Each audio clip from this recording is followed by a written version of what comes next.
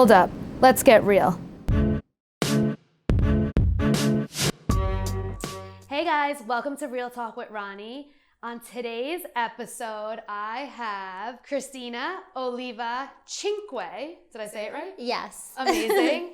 Also known as Hair Goddess on Instagram. Founder of the Olivia Christensen Salon, located in New York City and on Staten Island. Before we begin, don't forget to subscribe to this YouTube channel and our podcast, and follow me on social media at Ronnie Calra. Welcome, Christina. Hi, so excited to be here. Thank you for coming. Thank you for having me. First of all, you're beautiful. Thank you. So are you. Thank you. I love your hair. And what you said to me when you first walked in was, actually, it's Indian hair? I have Indian hair in my head. I have about 5 bundles in, and it's about 22 inches long. Amazing. So I've always been told growing up that I have really nice hair, and it's like such a nice compliment to hear from people who do your hair, or just people in general. And I'm always like, listen, like I'm just lucky, I feel, because of my DNA. Like my parents have full heads of hair. And I just felt like it's something in our genes. And then you said, actually, it is. Like, you get most of your extensions from India. Yeah, I import all of my hair from India. Amazing. And so there's a tradition. There is a tradition in India. Unbelievable. Most people don't know about this, but most Indian babies, so we do this to our babies. You might be talking about a different tradition, but what we do is when we're babies, we shave the baby's head. And we don't actually bick it, but we use like a man's buzzer and we shave the baby's head. And I did it to my daughter. You did? I did. I was very, very on the fence. I literally asked every single person I know if they did it. And then at the end of the day, I was like, you know what? She's never going to remember it. It's going to grow back, hopefully so much better. Yeah. And I have to say, night and day difference. Wow. Her hair was super thin and brown. We shaved it super thick. Wow. And a different shade of brown. Huh. So it definitely works. I wonder if it works on like adults. It definitely does. Yeah. My husband said that when he was like a baseball player, he would shave his head because like the whole team would do it, and his hair would grow back thicker. Wow. However, I think as you get older, yeah, it definitely changes. then you shouldn't do it.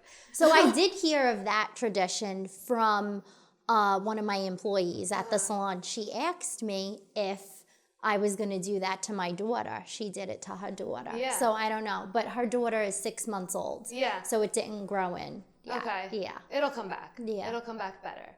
So I was talking about the tradition when you get married, you shave your head. A lot of the women in India, they go to the temple. It's like a religious ceremony where you shave your head.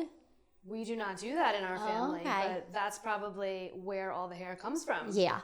Because I was going to say, the baby's hairs are like this big. Like you're not making extensions with those. Exactly. That's interesting. So my supplier gets all of our hair from the temple. Amazing. Yeah. So what is the difference between your amazing extensions and everybody else's? Because you have a super successful salon and business and a huge following on social media, and you're known for your hair. Yeah. I mean, if it's a secret, I understand, but what's the main difference between your... The secret is that I import all of my hair from Eastern and Western Europe. Yeah. It's not something that you can mass produce. Right. A lot of the companies on the market today, you'll see, I don't want to name drop who they are. I mean, we all know. We're all on Instagram. We all know. Their factories are in China, most of them. Mm-hmm. So that's really the main difference. I think quality is key. Yeah. Quality, not quantity. Interesting. So I really want to know about how you got started. Tell me about how this all came to be. How did you start this business? Because on Real Talk with Ronnie, I'm really interested in bringing, first of all, a lot of the women I know are working moms, which you are. We'll get into that. So hard, by the way. So hard. Yeah. And you have twins. Yeah. So double the trouble. Yes. Double the time, double the energy. I don't understand. I have one. I want to have more, but I just don't understand how I'm going to do it. You will. Physically, how am I going to do it? How old are your twins, by the way? They're 16 months. Oh my God, so cute. Yeah. My daughter is 23. She's about to be 2. Wow. And then I'm going to stop counting the months because I feel like enough is enough. Yeah. You know? It's like too hard for me to even keep track. After 24 months, it's like done. You stop. Yeah. I understand why people do it because it's so important. Yes. And so much changes between like 12 and 18. Yes. That like it makes a difference to say my daughter's 15 versus 18, but now she's going to be 2. I just keep saying she's going to be 2. Exactly. Yeah. What are they doing right now? That's like their new thing. Oh my God. What are they doing? Well, they cry every day when I leave the house. It's so sad. Painful. This morning I had like almost a mental breakdown. I pretty much did. And it it was actually recorded. My husband recorded it and sent it to my sisters in a group chat. But it's so hard to do anything without them. They're attached, to their mommy. Who watches them when you're away? I have a live-in nanny. So with twins, it really wasn't an option for me. Yeah. I have somebody that lives with us full time, 7 days a week. She has 1 day off on Sundays, and on Sundays I have about 12 people at my house, my whole family. Yeah. It's just Sunday dinner every So you Sunday. have help. Yeah. That's amazing. I have a nanny too, and I have to say, she did go through that phase where I would leave and she would scream bloody murder, and I would literally wait outside the door for her to stop crying, or like stare at my phone at the camera. Like she's literally on the other side of the wall. And she would just cry, no, mommy, no. And it's like so painful. And then I want you to know it changes now. Okay. Bye, Mom. Really?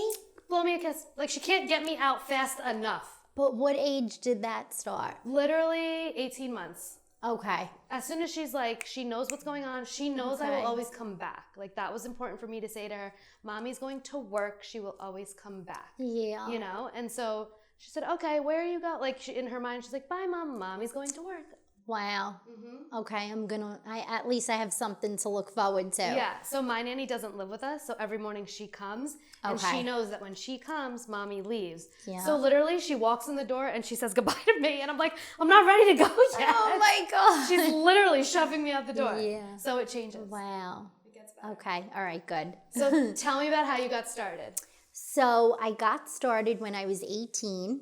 I actually started my business out of my parents' garage. I love that. So crazy how I'm here today and I have a salon in Manhattan, you know? It's something that I definitely always dreamt of, but I didn't know if my dreams would actually come to life, and they did. So I started when I was 18, and the business then, it picked up pace pretty quickly.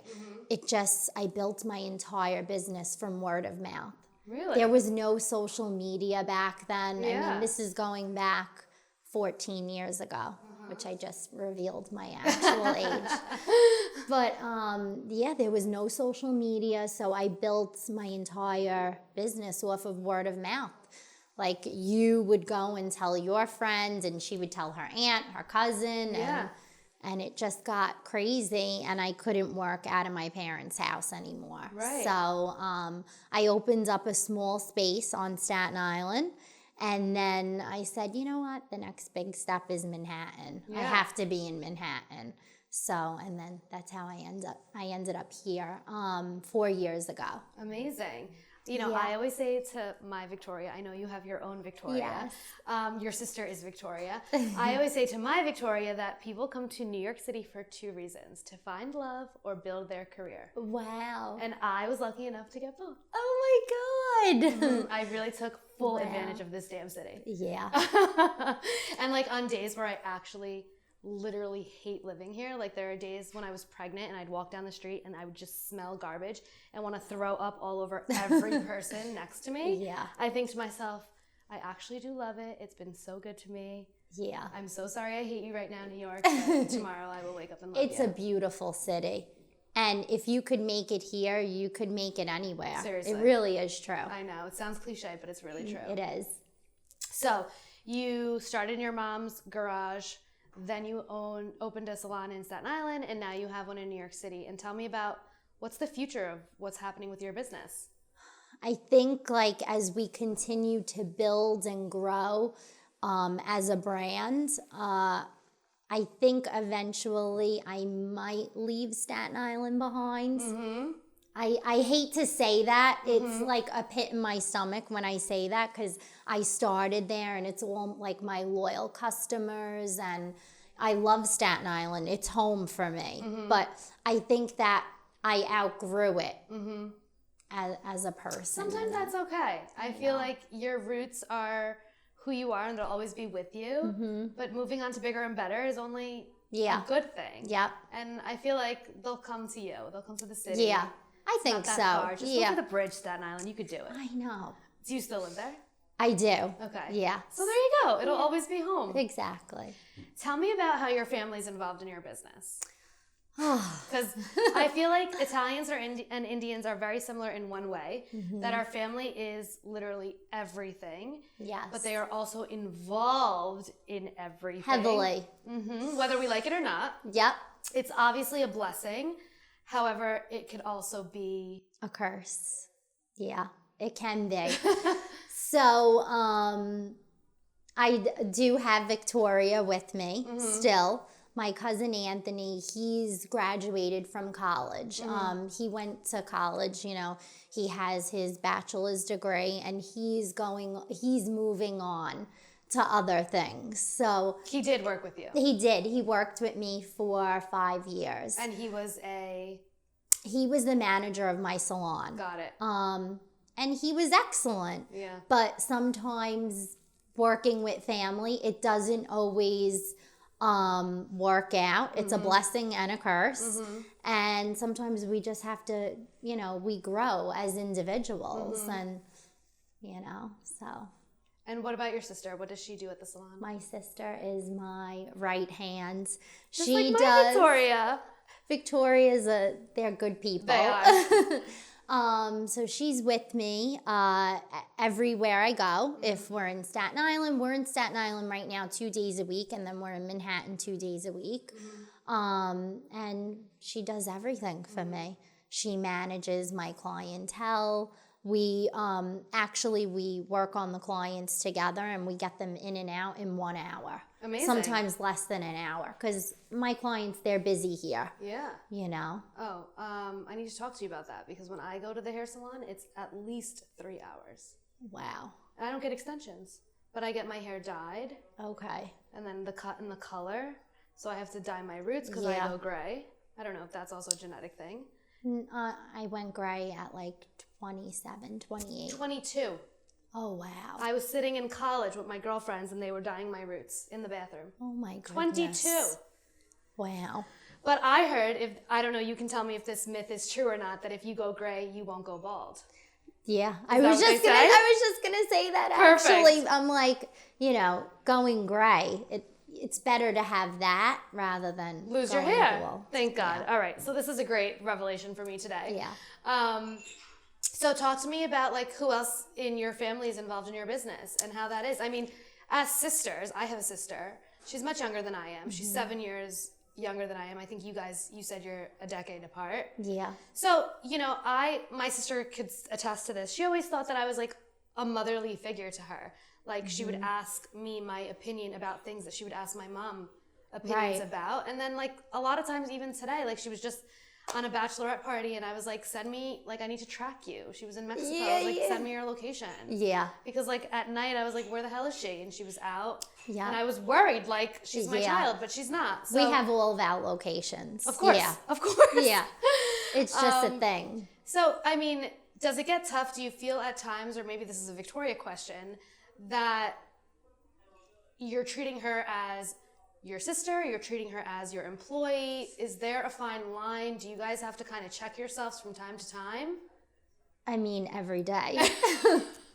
Every day. Yeah. It's tough because Victoria is 10 years younger than me. So I think she sees me do certain things and then I kind of influence her, maybe sometimes in a bad way, like with spending and stuff like that. We had a blowout argument last Sunday because, you know, I try to be her boss and guide her in the right direction financially, save your money right now.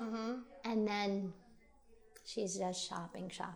And then she says, well, you're doing it. Yeah, you're doing it. Right. You just bought this, and this. So Right. why can't I buy this, and this? So then it's like a back and forth thing. Yep. So, I know all about it. and then we got to go to work Monday morning Right. together. Right. So, but we, we argue and we make up an hour later. Good. So, Yeah. Listen, at the end of the day, you don't really have a choice. That's how I think of it in terms of family. Yeah. Your family's your family. And you're not going to agree on everything. Yeah. Everybody has their own personality and their own Yeah. opinion. My mother is a very strong figure in our household. She kind of says what goes. okay. So That's a good thing. it definitely is a good thing. And then I find myself being that way. Okay. So if we ever have plans or we have to go through my mother, we want to do this, and this, she says yes or I no. actually really like that a lot. And so I'm finding now with my husband, it's kind of becoming a thing. And I'm I'm okay with this. Yeah. So he'll text me and he'll be like, these people want to have dinner on this night and do this and this and this. And I was like, I'll take care of it. Yeah. I'll figure it out. That's good. I'll make the reservation. I will pick the restaurant.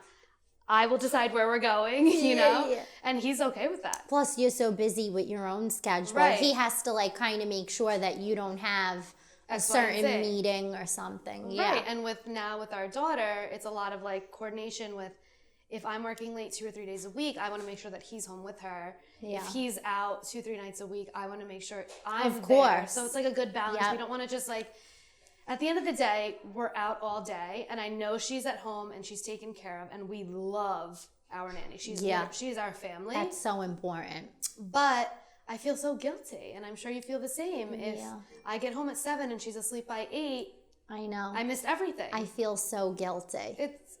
It's hard. Yeah. Being a mother, that's also it's a blessing, a curse. Totally. That now I'm responsible for these 2 little humans. Yeah. And last night I had a meeting and it ran late and I wasn't able to be there for their baths and bedtime. Right. So, but my mom was there. But still. I want to be there for everything. Right. But sometimes work, it's important. There are things that I get invited to on a weekly basis, networking events, mom events. I'm a part of all these different organizations, and I literally want to attend them, but then I don't because I'm that's another night that I'm not home, that we're not eating dinner together. Finding the perfect balance is definitely a struggle. I feel like it doesn't exist. Yeah, I'm coming to terms with that's okay. You should do one night a month. Right. That's it. Right. Meanwhile, there's an event probably in Every Manhattan day. 7 days a week. Every day. Yeah. How do you and your husband find time to be together? Do you guys do date nights? Oh yeah. Oh yeah. Date nights are definitely really important. How often? We do date night once a week. Once a week right now. Every Saturday is date Amazing. night. Yeah. Once in a while we'll do an extra date night on a Tuesday or a Wednesday where we'll come into the city. Staten Island, it's 40 minutes away with no traffic. So we'll hop into the city and we'll grab, a quick bite, nothing fancy on a Tuesday or a Wednesday. But once a week, I would say religiously. Amazing. How long have you guys been married? We're married. This November is 7 years. Wow. Yeah, a long time. How did you meet?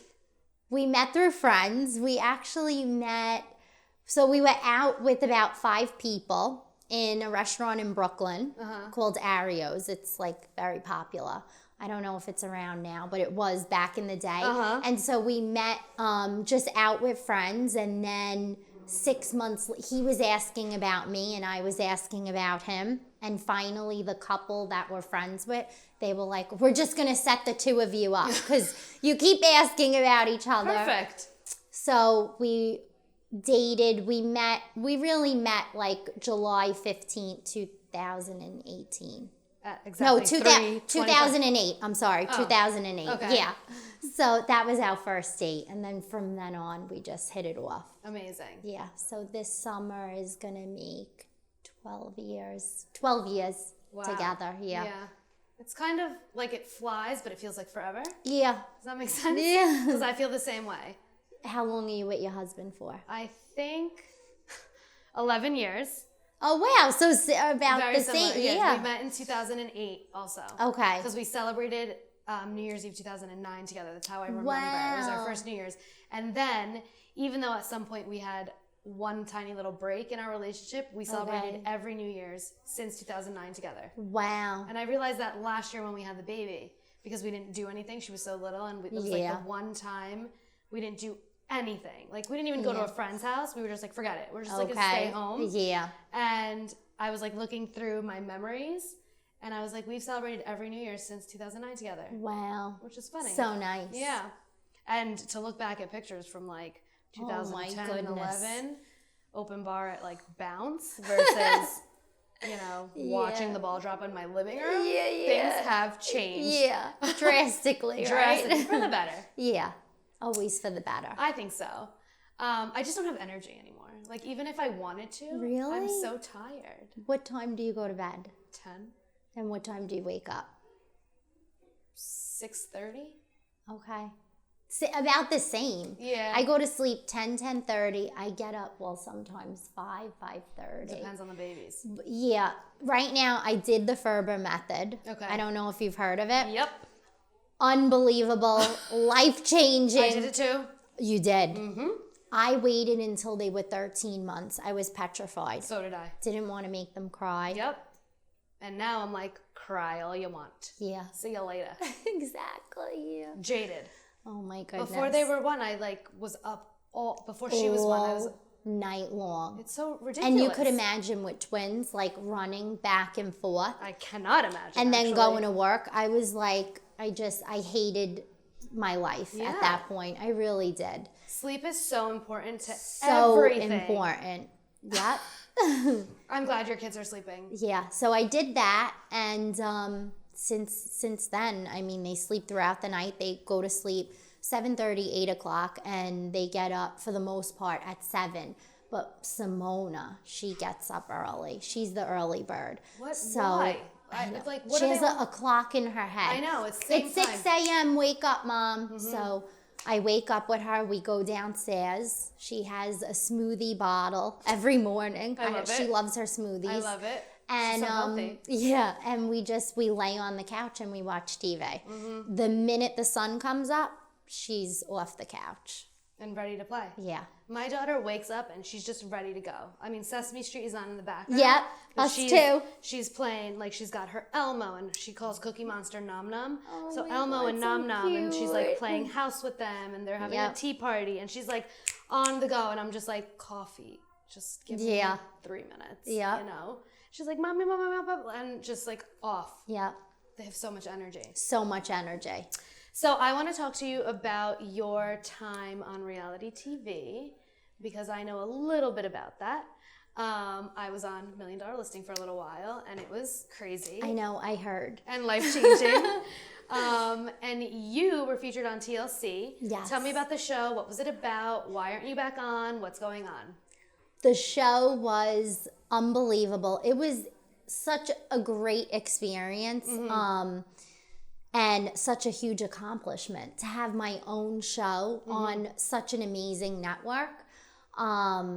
Being a mom, it's taken me away from certain things like that. Mm-hmm. Being on reality TV, I'm sure you can say that you didn't have extra time to even get your nails done. Seriously. It's 7 days a week. It's another job. It's another job. Mm-hmm. And if you do have a business, it's not always for you. Mm-hmm. So that's why I think Housewives was so successful and is so successful till this day, because a lot of the women on there, that is their sole purpose. Mm-hmm. That's their job. That's their job. Mm-hmm. So for me, I found it very, very difficult to run my business, a successful one at that, and then find time to film. It was such a huge conflict with filming, especially my entire family. Yeah. My sister Jennifer, she's an accountant,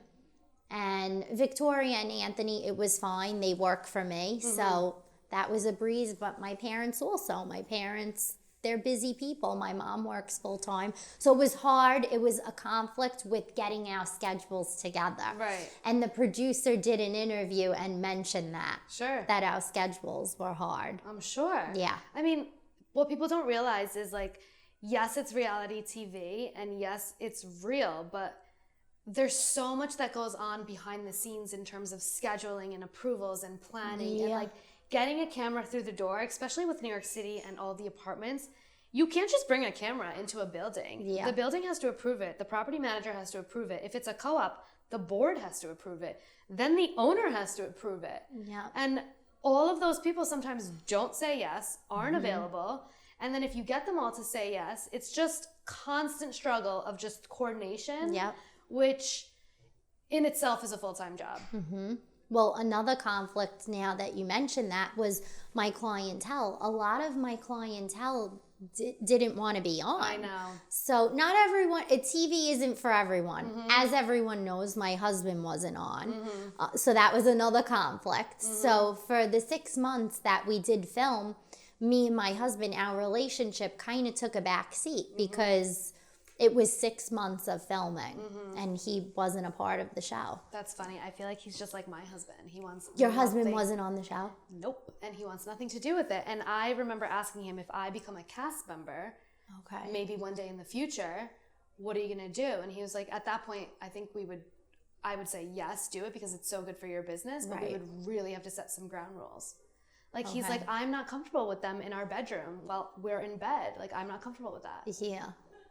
My husband is like not on social media. I mean, he has social media, but he's Mine not. either. He loves his privacy. Our husbands would really get along. I think so too. Yeah, I think we need like a date night together. Done. And the one thing I would say about him, and I don't know if your husband's this way, is he doesn't mind that I share. He doesn't mind that I'm all over social media because he understands that it's really good for my business and my brand, and it's really a part of who I am, and it's like a big part of my personality. Yeah. I'm not faking it, but he's also very much like, all right, put your phone down. Like, we're gonna have dinner and you're not going to take pictures of every single thing that comes out on this table. And I'm like, but it looks so good. I know. You know, and we have to share this with the world. And he's like, no. Same struggle. Like when we're at dinner, I want to take a snapshot of a cool dessert. Yeah. I mean, that he'll allow me to do that. Yeah, but same. like certain things, he's like, Christina, put your phone in your bag. Yeah. So we definitely have that same rule when it's dinner. Me too. The phones go away. 100%. How was your day? And we're able to, you know. Talk. Yeah. Exactly. Yeah. Not like these millennials. They can't put their phones down. You should talk to my sister. But, you know, there's also a mutual respect. Like, he respects what I do. I respect that he doesn't want me to do it all the time. And I feel like it's a good balance. Yeah. I think if he was all over social media, it would drive me insane. Insane. Yeah. I don't know how some girls do it. I really don't. You know, in the beginning of my relationship, I have to say, I would feel a little... Victoria and I talked about this. I would feel a little weird that, like, for my birthday or Valentine's Day, like, he didn't do what, like, a lot of the guys that I was friends with were doing, which is, like, post a picture and then have this, like, elaborate paragraph about how much they love this girl that they're with. Yeah. And it became normal to see that. So it was not normal that my boyfriend didn't do it. Right. But then I was just like, you know what? Like, I know how he really feels. Yeah. And then when he became my husband, I was just so used to it not happening that at this point he says to me, don't you like that it's better that it's between us? Yeah, exactly. And I'm like, actually, yeah, because a lot of my married friends who are doing this, I know what's really going on. Yeah, and, why fake it? Exactly. You know, so it's like better that it's like not there. Yep. And I'd rather have a private, relationship, really good relationship, than a public display. One. Yeah, agreed. Well, I even think that about certain people on TV. It's all just for the camera. Yeah. It's not really like, if you have to constantly grab your wife's behind on TV, you're not really doing it, pal. I mean, it is what it is. Yeah. Let's be real, you know? It's also weird. There's people around you with cameras. It's like, weird. so you're definitely doing it for the show. Yeah. We could talk about this forever, I feel. I know. Yeah. So your husband doesn't do the display of No. How much he loves you on Valentine's Day. No, he doesn't, you know? And even like for Christmas, I'm like, can we take like a family photo, like just the four of us? Oh He's my like, God. I'll do it, but please don't put it on Instagram. Like it's just for us. Struggle. But I did ask if I could put it on Instagram, and I did get my way. Yeah. Obviously. A lot of times, you know, fans of the show, they still write to me and they'll say, where's your husband? You know, and I feel like I'm taking a million photos with my babies and I have none with my husband. He just doesn't want to be in front of the camera at all. So, but it doesn't mean that we don't love each other and have like such an amazing, strong bond behind closed doors. We do. Right. You know? I have to ask permission also before I post. Yeah. And a lot of the times he's like, okay. Yeah, exactly. You want to know something though? My situation was a little different than yours because my business partner was a man on TV. And so there was several rumors because, of course, a man and a woman couldn't work together without there being something sexual. Yeah. And there never was between me and Lou. He was literally like my brother. Right. And so I would say to my husband, like, I need to shut these damn trolls up. Yeah. You need to post a picture with me. And he was like, I don't need to feed into them. Right. But we can post a picture together. Okay. And so, you know, like he would see some of the comments and he would see how angry it would make me. Like, honestly, it didn't like worry him at all. Right. Which is so nice because he's so confident in himself and in our relationship that he doesn't give a damn about what other people are saying. Yeah, because it could have really pissed them off. Yeah, it can. Imagine. Yeah. As a man to see like that about your girlfriend or now wife, it's annoying. But he was more like a brother to you, and I'm Louis sure was your like husband. a brother to me. I'm sure your husband saw that. Oh yeah, and knew him, you know, in our relationship, and was around him all the time, so was very well aware of what was really going on. Okay. So do you still work with him? I do not. Okay. He quit real estate. He had a baby. Wow. And he quit and he moved to Puerto Rico. Good for him. Yeah, and he's living his best life. I mean, he quit first once and then he came back. Okay. And then he had a baby and he was like, you know what, I really don't want to do this. I'm not going to do it just to do it. My heart's not in it. Yeah. And like when you have a kid, I feel like everything changes. Everything Like your whole perspective on your life, your career, your future. And so he was like, I'm not going to do this. Good for him. Yeah. Wow. Oh my God. He was definitely one of my favorites on the show. I know. And now that even makes me love him even more. That he was like real with himself. Totally. Yeah. Totally. And like, why force it? And a lot of people are like, I can't believe you gave up TV and a show and the fame. But is it all worth it if you're not happy? No. You have to be happy. 100%. Doing it. If you're not happy, you're only going to come out on camera miserable. And you don't want that. And what's the point? Yeah. You know, is it that important to be recognized on the street? Exactly. Not to me. No. So tell me about the future. What's going on? What can we look forward to? I think a lot more travel. A lot more travel to LA. I'm getting back into it. Okay. Yeah. So I used to go to LA to do a ton of clients. I had a ton of people out there, and I kind of gave that all up as well when I had the twins. So now I'm getting my feet back into it. Good. So I'm really excited about that. Do you want to have more kids? I don't know. You don't know? I don't know. I'm so confused. Yeah. I don't know. I mean, listen, that's okay. I feel like I was blessed to conceive my twins. Yeah. And what if I have another set of twins? What if you're blessed twice? Yeah.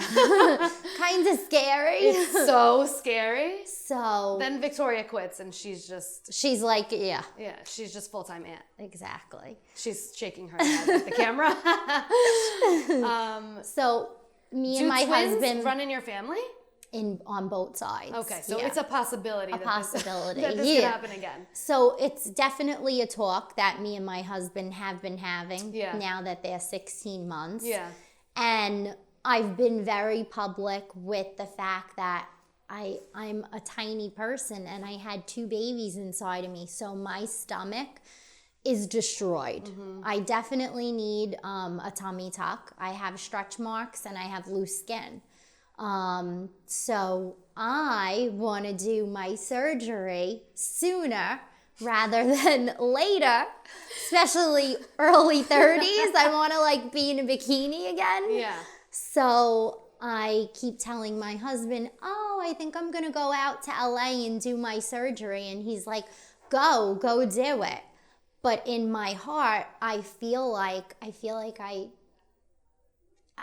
like another child should be born. There you go. I don't know. You heard it here on Real Talk with Ronnie first. Honestly, if that's how you feel, then that's how you feel. And then just wait, do the surgery when you're done. My psychic, I know I can't live by everything that my psychic tells me, but she did tell me that I was going to have another baby, and it was going to be another daughter. Oh my God. And I feel like Simona needs a sister. Then you're having another daughter. And I have her name already picked Oh my out. goodness, this is happening. Do not get the surgery yet. I'm not. I'm like blackmailing my husband. Like, I'm going to go out to LA next month and tie my tubes and do my surgery. But I really want him to say, no, don't do it. And he's kind of like, he's like, go do it. He's the like, one time you don't want him to support you. Yeah, he's like, let's enjoy ourselves. Let's go to Italy this summer. Let's go back to Greece. I'm like, no, I want to have another baby. That's a good problem to have. Yeah, so I don't know. I'm confused. So I'm going to put the tummy tuck on hold. I told him this morning, I'm like, I think I'm going to wait like 2 more years to do the tummy tuck. He's like, okay, like whatever you want to do. Why are you telling me this? Yeah, sure. Exactly. I mean, I feel like they're the same person. So I feel like to them, like it doesn't matter at this point. Obviously, to us it matters what we look like and how we feel. And it's a big part of like our businesses and our brand and our industry. Yeah. But to them, they're like, whatever. Like, you gave me children. Exactly. Whatever. Right. You know, which is amazing. Yeah. Blessed in that sense, too. Do you think you want to have more? Definitely. Yeah. Do I know when? Absolutely not. Yeah. I'm very torn. This year, next year. Should I wait till she's 3? I don't know. Yeah. It's a lot. A lot. Just to be pregnant is a lot. Yeah. It's another job. Well, you don't know if you're going to be sick again. Exactly. Like, I was nauseous my entire pregnancy. Oh, my goodness. Yeah. I was lucky. I was only nauseous week 8 through 12. Wow. Yeah. And I threw up, though, a lot. I threw up in a taxi. Oh, my God. Mm-hmm. It was bad. I threw up on the side of my house. Easy. Yeah. I'm like, let me out here. The car was still in motion. Oh. I had to get out. Yeah, it was bad. They took everything from me. They took all my iron. I had to come into Manhattan, do the iron infusions. Yeah, so. You're tiny though. For 2, I feel like your body was... Well, that's another thing. During delivery, I lost so much blood. Oh my God. I needed 2 blood transfusions. Oh my God. I needed 2 iron infusions. Wow. It was a traumatic experience. I'm sure. And they had me on every kind of drug you could imagine. Jesus. So my husband's like, do you really want to go through that again? Because as I saw you lying there, I didn't even want to like look at the babies. Yeah. I wanted to make sure that you were okay first before, Scary. you know? So. Did you deliver them naturally? No, I had a C-section. Yeah. You probably had to. Yeah, I had to. Yeah. If you don't get, sometimes with twins, if you have a difficult pregnancy, but if you don't get the second one out in time, they could lose oxygen. So interesting. They want you to deliver C-section most of the time. I've heard that with twins because it's so hard. Yeah. And it's like delicate. I'm not about risking anything. Yeah. So especially you've done it, you've gone that far. Yeah. Just get them out safe. I mean, I'll be honest with you. I did my research and I requested to the doctor that we do a C-section. Whatever you're comfortable with. Yeah. At the end of the day, there's so much back and forth with what you should do, how you should do it. You really don't have a choice. You're either going to get cut or you got to push. 100%. So. And like all of these people that have this whole birth plan, sometimes it makes me laugh inside because I'm like, okay, let's see what happens. Yeah. Like it's not really up to you. You can have this whole plan in your head, but then you get there and the doctor's like, no, we're doing this and we're doing it now. Nothing goes as planned. No. Well, I think literally we could sit here and talk for hours if we wanted to. I know. Thank you so much for coming on. Thank you for having me. One question that I ask all of my guests. If you Okay. weren't doing this, if you weren't in the hair industry, what would you be doing? I would be a fashion designer. Really? Yeah. I could see that. Yeah. You have good style. I love fashion. So my sister Jen, she'll send me a pair of boots. Who was this blogger? She'll say, what boots is she wearing? What are they? Where can I find them? I'll go on. It'll take me less than a minute. I'll find them. But all in different prices. Expensive, less expensive. So that's why they say that I should be a stylist. Ooh, I should send you things. I find things all the time. What, from like bloggers and Yeah, stuff? or like things Instagram? People things that people are wearing, and I'm like, where did they get that? Why did they tag it? Well, if you send it to me, I'll tell you where you could purchase it. Amazing. Yeah. So fashion, maybe a stylist, maybe a designer yourself. Yeah, interior design too. I love that too. So aesthetics. Yeah. But it makes sense. Yeah. What would you do? I'd be a journalist. Wow. Yeah. I wanted to be like. Is that what you went to school for? No. No, but like when you're little and they ask you, what do you want to be when you grow up? I like wanted to be on the news. Oh my God. Mm-hmm. It's never too late. I mean, I'm kind of doing this. Yeah. Kind of like that. Exactly. But nobody's ever asked me. Thank you for asking me. No one's ever asked you? No, I ask all my guests. That's so rude, guys. It takes a New Yorker. Don't forget to subscribe to this YouTube channel and follow us on the podcast, and follow me on social media at Ronnie Calra, and follow Christina on her social media. Hair Goddess of New York. Thank you.